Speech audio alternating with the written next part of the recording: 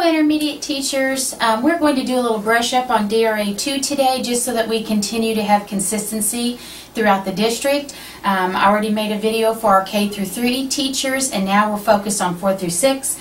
I had sent you an email with the DRA2 Helper Handbook attached, so make sure you've printed that off because I'm going to refer to it as we go through our little session.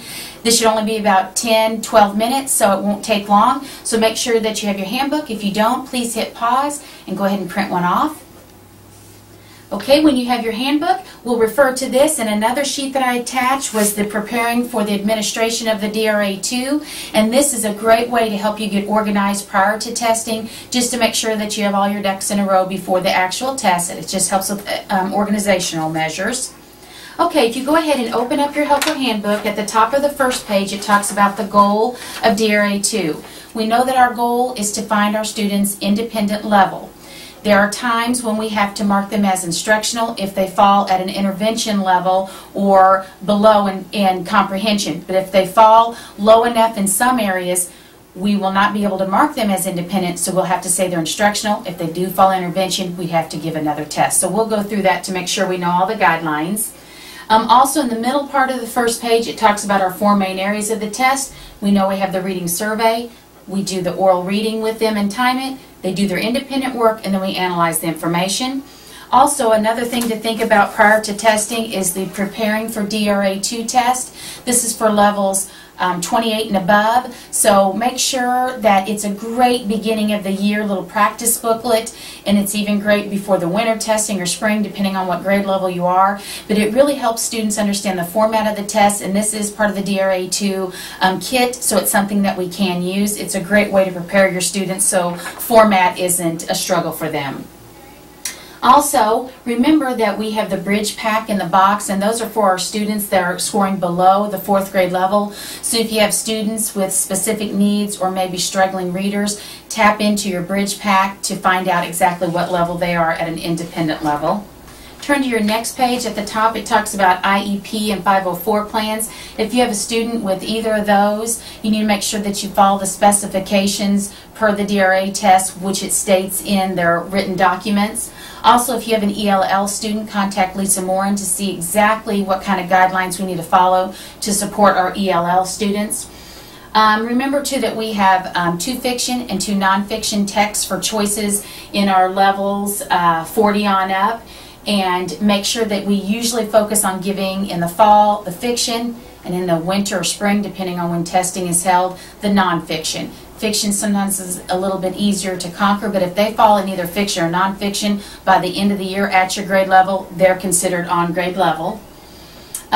The very first part of the test, you can see in the center of the page, is the reading engagement. We know that is the part that doesn't make or break the test. They can score low on reading engagement but still be independent at a certain text. This is your opportunity to see what genres they're reading, what level of books they're reading, what kind of rigor that they're reading at, if someone's even still reading to them at home. So it really gives you an idea of who they are as readers and maybe what they really enjoy. And Mona, do you need to come on in here? Yes, Go ahead, Mona.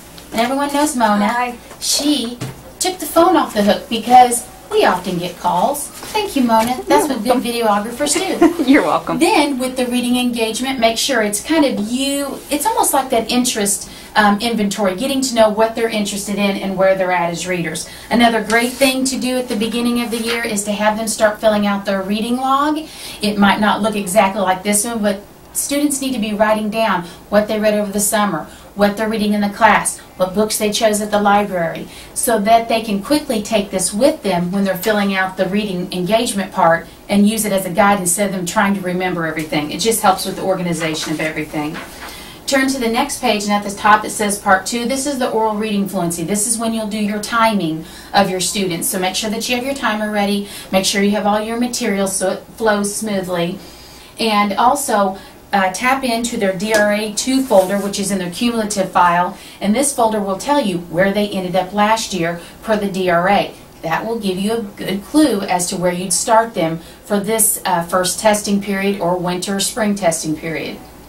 In our lower grades, in the emerging, early, and transitional stages, students lose many levels over the summer. Your students get to be at a fluent stage of reading at about into second, early third grade, which allows that regression not to be as pronounced as it is in our lower grades. So you still may have some students that regress, but it's not as commonplace once they get to a fluent stage of reading. So use your DRA2 previous data to help guide you on which text to choose.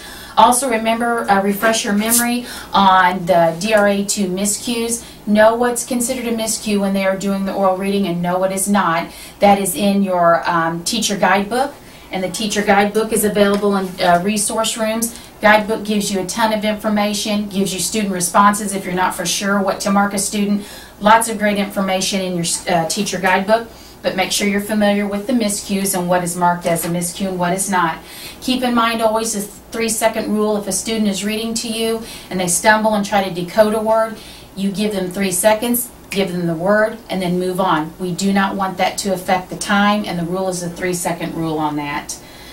Also, we know that in our teacher observation guide, we see the gray area when we are giving the test. We know if students fall in the gray areas, it is our indicator they need to be given a lower text level. So always remember the gray. If you circle in the gray on one or either, you move to a lower text level. Also, go ahead and flip to the next page, and now we're on part 3, the comprehension part of the test. This is another part that can make or break the test. If they score at an intervention range on the comprehension, you must go to a lower text. If they score at the instructional range, you can leave it at instructional, write anecdotal notes, because we know when a student is not or hasn't been taught in depth how to retell or infer or summarize, they're going to keep getting at the instructional level. So if they fall at instructional and comprehension, you can choose to go to a lower text to see where they are independent, or you can write anecdotal notes and say they're instructional per this level due to comprehension skills lacking in, and you may list those. So don't be afraid to write anecdotal notes to give next year teacher information as well as to give you information so that you know how to group students. So comprehension, we know that's the part where they take the booklet that they read to you, that little excerpt earlier in the test. They're able to then go off, utilize the text, read it, and answer the questions. We know that they can use the book during the test, so encourage them. Remember, you can use your text while you take the student portion of that test. So keep reminding them of that. Also, remember again, if the student falls in intervention range, we give them another test. If they're instructional, you can write anecdotal notes. Keep that in mind. All right, you may turn to the next page. Part 4, teacher analysis. This is probably the most important part of the whole packet. This is when you circle your descriptors on the continuum. This is the main page of all your data collection per the test. And we know this part does not make or break the test. These two can. So keep that in mind when you are grading and the anecdotal notes and how you mark them as either independent or instructional. The continuums, again, are your guide to be able to then pull your information over to the class profile. So the information you take off your continuum then is condensed on the class profile for each student. So you can quickly see which students you can group together, what might flow well together. So this is your main sheet to guide you through your reading grouping per guided and strategic groups. Okay, let's go ahead and turn to the next page. It talked about the class profile. I just showed that to you, and make sure that you really think about. Friendly reminder, students that are reading below grade level are to be placed in guided reading groups. You are to use day 1 and day 2 planners to help you manage those groups and get through the best practices. If your student is reading at or above grade level, you're able to do strategic grouping with those. You could be doing literature circles or outside work that helps strengthen and enrich specific areas that show up on the class profile or the continuum. So these pieces are your guide to figure out what you need to be doing with your students. At the very end of your testing, you know that you fill out the principal's reporting form. This will be filled out. I'll send it to you via email as an attachment. You can save it and type in the information. From there, that goes to your principal, and from there, the information is sent to me, and then we all figure percentages and see how great everyone is doing. So don't forget the principal's reporting form, but I'll be sending that out.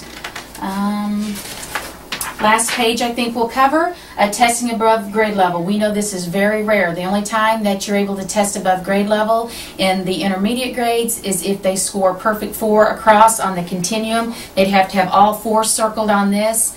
Because if there's a 3, that tells you there's an area to maybe tweak a little bit to get them where they need to be per their reading. We know, and we have said this throughout the district, that the purpose of our DRA is to see if there are any gaps, what we need to do to really put our students up to a level where gaps do not start to accumulate and then we have a student that's struggling. It's to take information deeper and wider rather than higher and higher.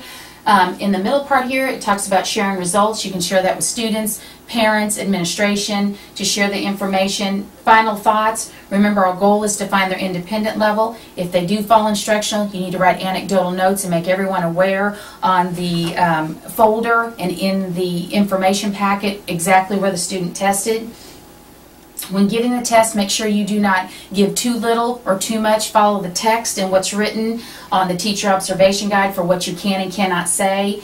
And do not forget to tap into those day 1 and day 2 planners when you're working with your guided reading groups. On the day 1, day 2 planners, it is best practices. It's what needs to be used as your guide in your guided reading groups. I will send those out in a couple weeks once you get time to catch your breath and figure out what you're doing. But lean on the day 1, day 2 planners. And if there are any other questions per DRA or anything else that we do, MRI, anything, just email me or give me a call. Thank you for your time. You guys will do great on testing, and thanks for all that you do.